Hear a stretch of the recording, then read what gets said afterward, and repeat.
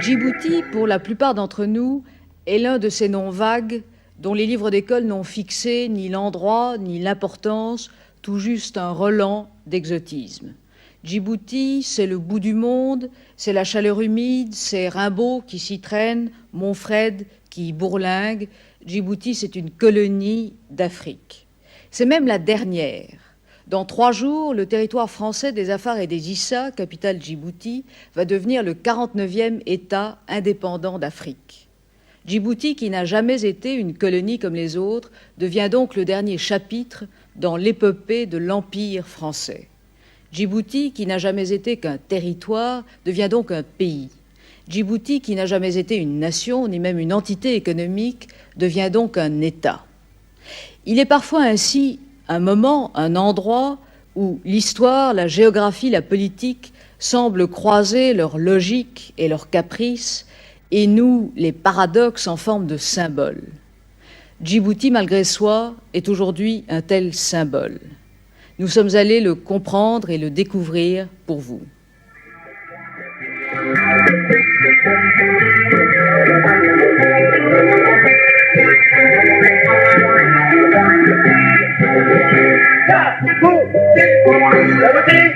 Situé entre l'Orient et l'Occident, Djibouti commande les routes maritimes vers les grandes colonies françaises. Djibouti est et restera française.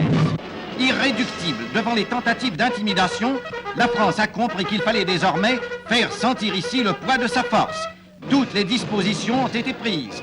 Dans les postes qui jalonnent la frontière, les troupes coloniales montent la garde.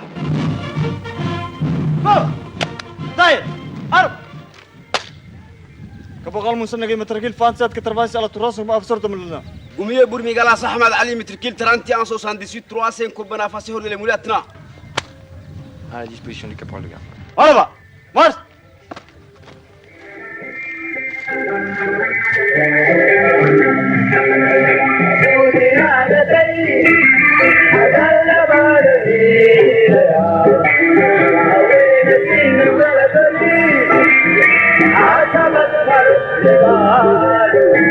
Du poste frontière à la ville, l'aube se lève sur Djibouti.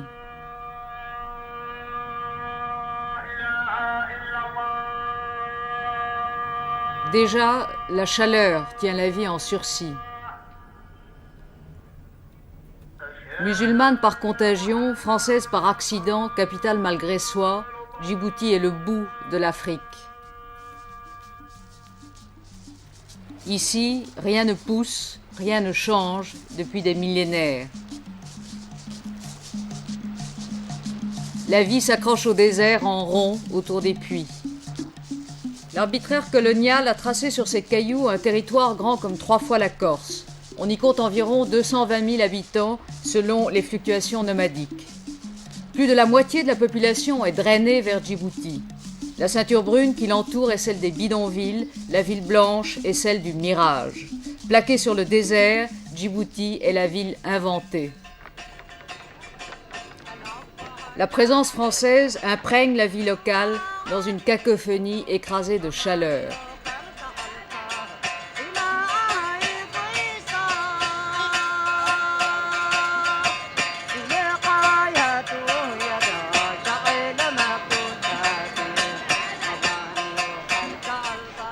Le temps s'efface avec le 4.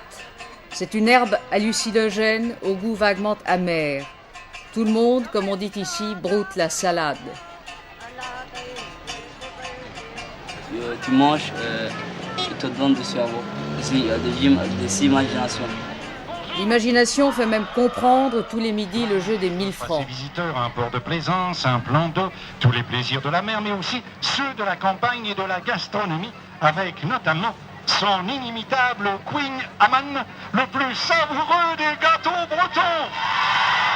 Je préfère m'adresser, si vous permettez, à M. Bossenec et lui demander la réponse à cette question. Comment s'appelle l'appareil permettant de compter le nombre de pas faits par un piéton et de déterminer ainsi, approximativement, la distance parcourue?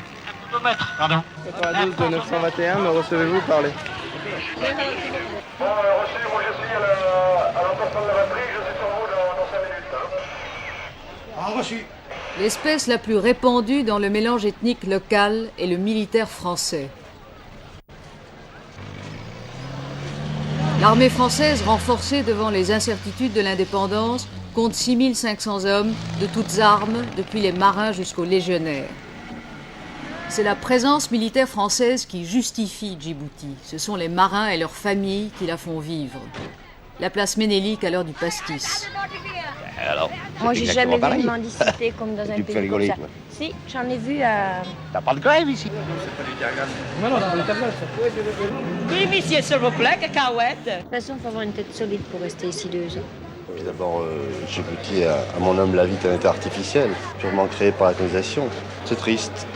Il y en a qui sont gentils, mais il y en a d'autres, moi j'ai eu peur quelquefois. Je sortais une fois de la banque, j'avais 40 000 francs dans mon porte-monnaie, 40 000 francs de Djibouti. Quand on vient dans des pays comme ça, on sait pourquoi qu'on vient. Faire de l'argent. Oh oui, c'est vrai. T'es venu pourquoi, toi? T'es venu pour ça, t'as dit c'est la dernière colonie, c'est là qu'on pourra gagner un petit peu. Puis finalement... C'est bien évident que comparativement à une vie de métropole, on met certainement plus d'argent de côté ici qu'en métropole.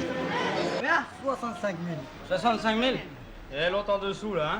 Les attraits de la paix se calculent en francs Djibouti, qui vaut 3 fois le franc français. 65 000? Le coût de la vie est élevé, mais la solde en Djibouti aussi. Non, mais écoute, attends, on va regarder, hein. Je regarde bien, hein. Et puis les distractions sont rares. La pub, le film, ouais. Le moteur. Hein? On parle là, liberté, qualité, indépendance. Et après? C'est justement... Après, on libre. Et après la liberté, qu'est-ce qu'il y a? On travaille, on mange, et on dort. et sans colonialiste.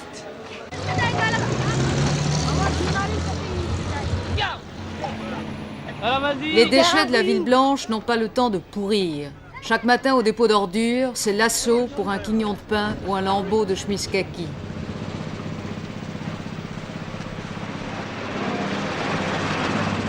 Ce qui reste n'a plus qu'à griller au soleil.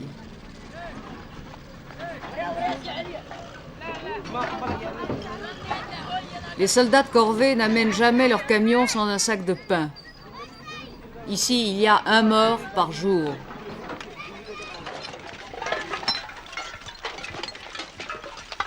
Avant la ville, le poste de Balbala. Ici, on dit le barrage. 4 couteaux? Non, rien. Non, son père derrière aussi. Hein? Son père, il faut là. Rien? Tiens, tu peux remonter. Sur l'unique route d'accès à Djibouti, le barrage permet mieux qu'aux frontières de contrôler le flux des nomades et de doser un mélange ethnique explosif. Entre les Afars du Nord, affiliés aux tribus d'Éthiopie, et les Issa du Sud, qui sont presque des Somalis, la mésentente est traditionnelle. Les mines éclairantes et les barbelés rappellent parfois à l'ordre. Qu'est-ce que c'est, ça? On n'apporte rien, chef. On n'a rien. Nous ne sommes pas des ennemis. Le couteau? Non, nous ne sommes pas des ennemis. Et ben alors? Ben, il est parti. Avec ça, pas bon ça? Parce que moi, on peut garer voiture là. Assoupli avec l'indépendance, mais toujours là, le barrage a été justifié par les autorités françaises comme un triple cordon sanitaire. Sur le plan tribal et politique, l'équilibre local a longtemps reposé sur la compression de la majorité Issa au profit des Afars. Sur le plan économique, la ville signifie des salaires, souvent répartis entre clientèle tribale et en emploi fictif. Un seul salaire à Djibouti nourrit en moyenne 35 personnes dans le territoire. Djibouti est aussi l'accès à l'éducation. La bourgeoisie locale, celle des petits fonctionnaires, envoie leurs enfants au lycée.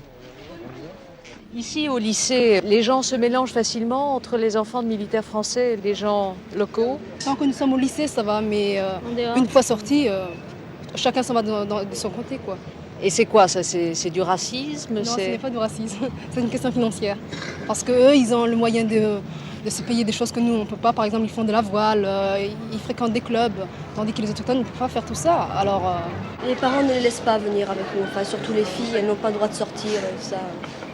Très très strict. Même si on est copains, ils ne les laissent pas sortir. Mais il y a du racisme ici ou pas du tout? Non, il n'y a pas de racisme. Pour vous, il n'y en a pas, mais pour vous? Bon, disons qu'il y a des petits accrochages de temps en temps, quoi. Et la vie ici, c'est comment? Bon, c'est pas mal. C'est pas mal. Il y a la plage, il y a... Les délices balnéaires de Djibouti. C'est presque la seule carte postale que les quelques 8000 Français, militaires et fonctionnaires, envoient en métropole pour faire rêver la famille. Évidemment, la légende n'est pas toujours la même. C'est bien Djibouti? Bien, bien, très bien. Merveilleux. C'est un paradis, ça. Il est menteur. Il est menteur. Comment je suis menteur? Bah, c'est pas un paradis, Djibouti? Oh non. Bah si, c'est un paradis. Non. Ne dis pas de mensonges, alors là, tu contre tout le monde. Moi, je dirais la vérité. C'est un pays pourri et j'en ai ras-le-bol. Non, c'est pas mal. Non, quand on a fait le Pacifique, il y a mieux. Vous êtes militaire? Fonctionnaire. Militaire de carrière, moi, je dirais. Non, fonctionnaire. Il me contredit. Bah, je sais bien alors. ce que je dis, non? Quand même, sur mon passeport, c'est pas marqué militaire, c'est marqué fonctionnaire. Bon, alors, je suis fonctionnaire. Fonctionnaire de l'État. Si je ne suis pas rapatrié avant le 27 juin, ça fera ma 4e indépendance de décolonisation, disons. C'est un mot à la mode, hein. On décolonise.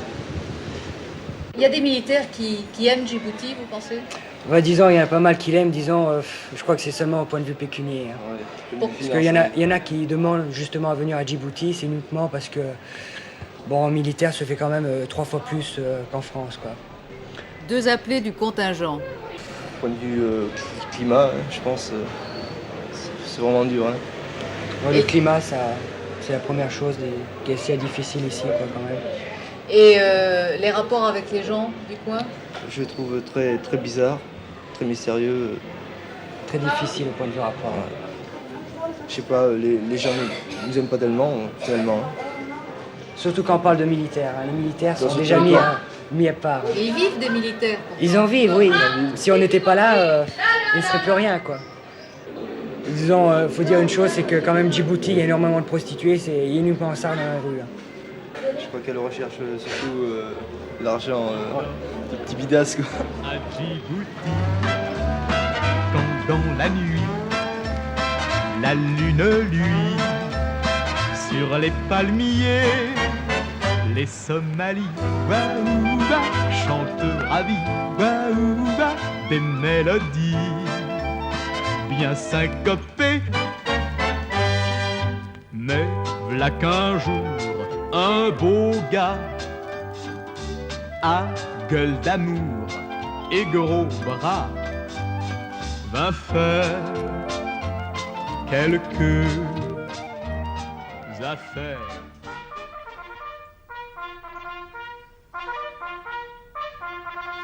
À côté des militaires et des fonctionnaires qui sont là 2 ans en moyenne, très peu de Français restent longtemps à Djibouti. Directeur commercial, Vincent Delaquila est ici depuis 22 ans. Il est vrai que nous ne sommes pas très nombreux, n'est-ce pas, à Djibouti, à avoir cette ancienneté, parce que c'est essentiellement, je crois, un pays de passage. Il y a beaucoup de militaires, beaucoup de fonctionnaires, et qui ne restent ici que 2, 3, 4 ans maximum. Est-ce que Djibouti, c'était à l'époque, pour vous, l'aventure? Non, ce n'est pas l'aventure au sens habituel, n'est-ce pas? Et même, je crois qu'il faut ignorer ce mot, si vous le voulez bien, parce que Djibouti n'a jamais été un territoire colonial, je pense, au sens où on l'entend habituellement. Il n'y a pas de colons à Djibouti, n'est-ce pas? Il n'y a pas de gens qui soient attachés à la terre. Pourquoi? Parce qu'il n'y a pas de terre, précisément. Alors pourquoi Djibouti? Alors Djibouti a été, comme vous le savez sans doute, une création